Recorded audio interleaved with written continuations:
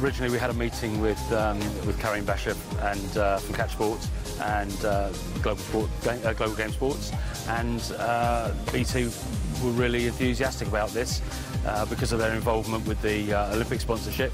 It seemed a great idea to test this initiative, to get young people playing some Olympic sports that probably they've never come into contact with before. It's been really brilliant.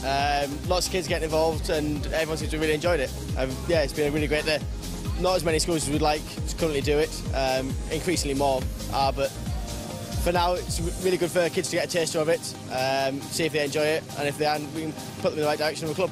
With the legacy of London Olympics, what we want to try and do then is get them into a club and make sure they're in an environment where they can carry on, and we're trying to create opportunities where they can do fencing at different levels. So it might well be once a week, it might well be they want to be on the Olympic podium in 2016 or 2020. Everything here is completely scalable. We've got individual units which can be used inside an office building or in a shopping mall, for instance. But similarly, we can fill a whole stadium with sports, so we can cover the whole gamut of sports activities. Let's take Wembley Stadium, we can fill it with Olympic sports, Paralympic sports, and invite the public in. It's a completely scalable system.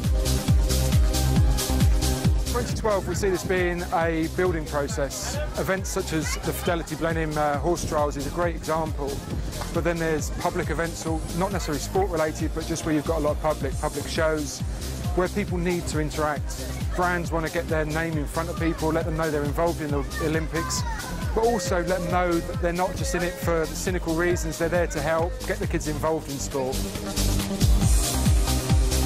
This is where we're going to find the fences for 2016, 2020 and beyond for those Olympic Games. So legacy is almost central to what we're doing here, because it's delivering a participation element that you wouldn't necessarily get elsewhere. You know, we've had a lot of guests here today who have no idea what eventing was about at all, and have been completely